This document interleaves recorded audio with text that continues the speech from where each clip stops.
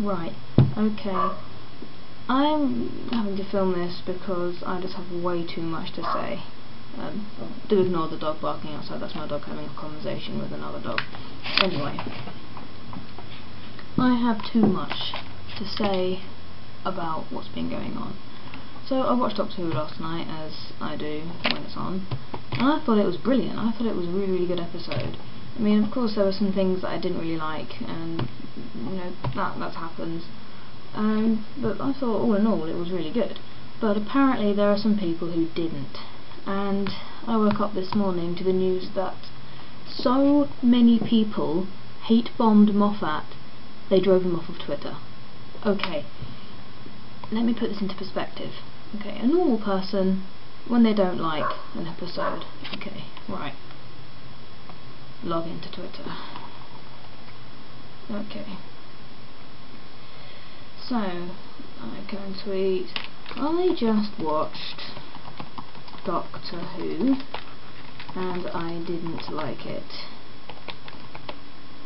Oh well, maybe next week it will be better. Tweet.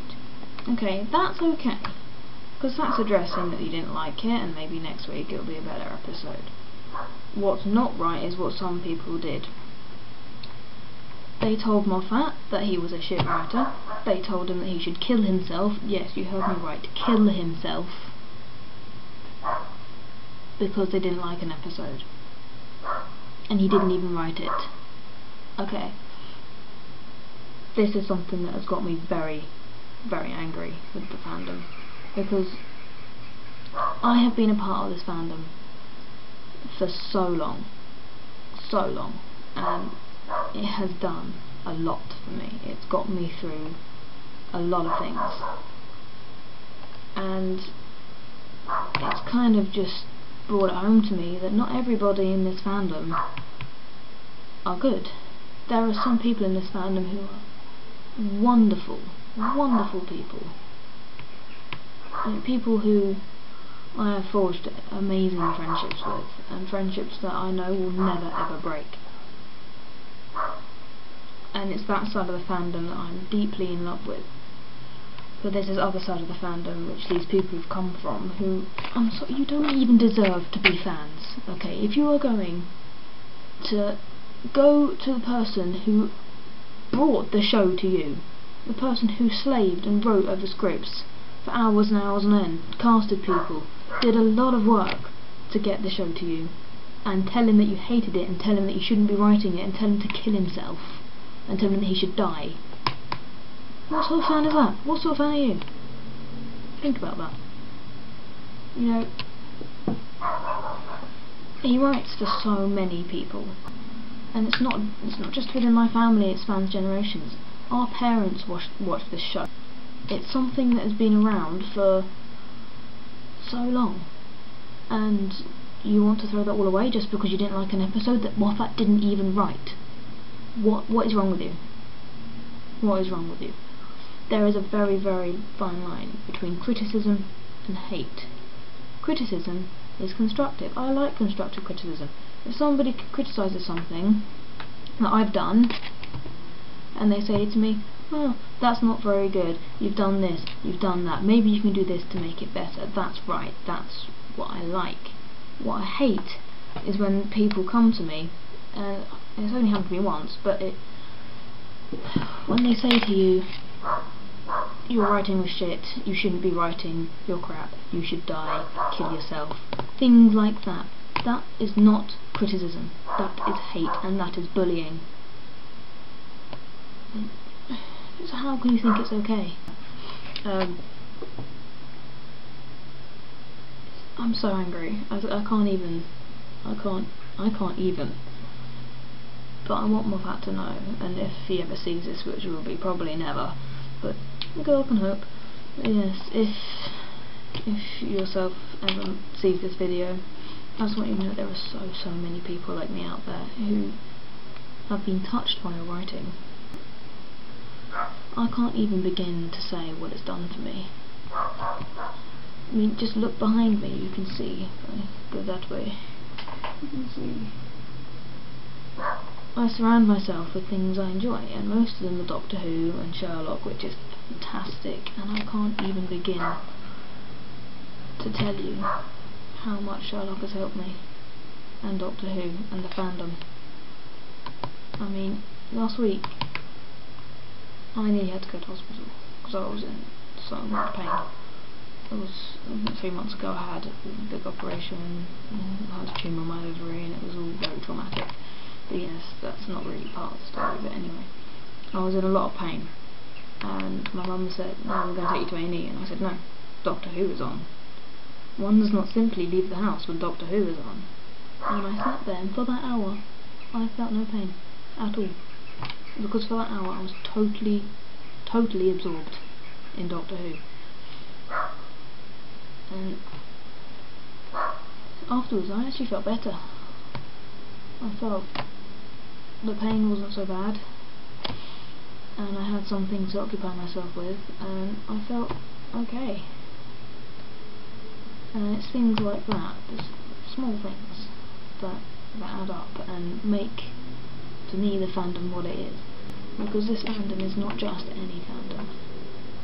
We're a fandom full of amazing people. We're a fandom full of vloggers, which I'm not very good at because I'm rambling. But we're full of cosplayers and role players and artists and authors and every single type of person you could imagine. And the best thing about fandom for me is the fact that no matter who you are, no matter where you're from, no matter what your sexuality is, what your sex is, what you like, what you don't like, you are accepted into the fandom. You are accepted as somebody, because people from everywhere, all over the world, are linked by Doctor Who. Like, there is fans and there's fangirls, and I class myself as a fangirl because I am a little bit crazy, but then again, which one of us isn't? But the fangirls, they get a bad name, and it's because of this. It's because of people like this. And I just want you to know that we're not all like that. We are not. And we have a massive amount of respect for you.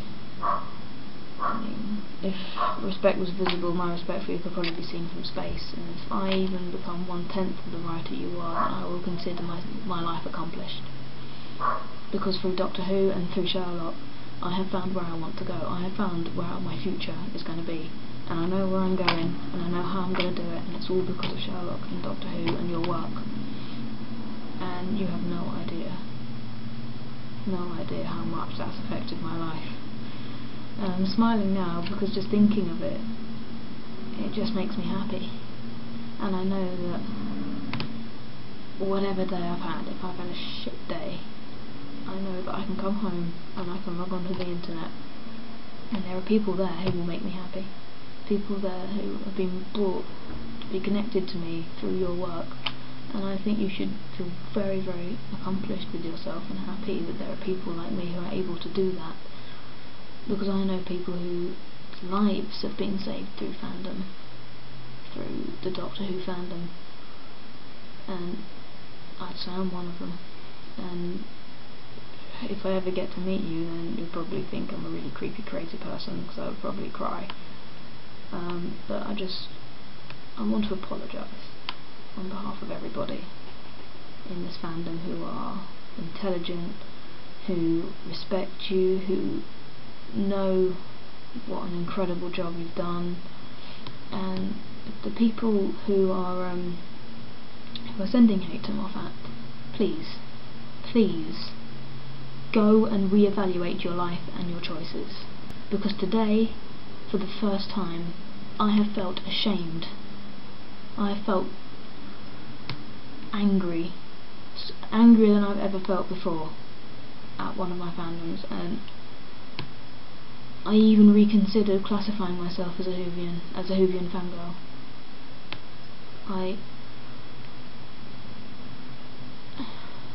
And that hurts me to say. That really hurts me to say, because I've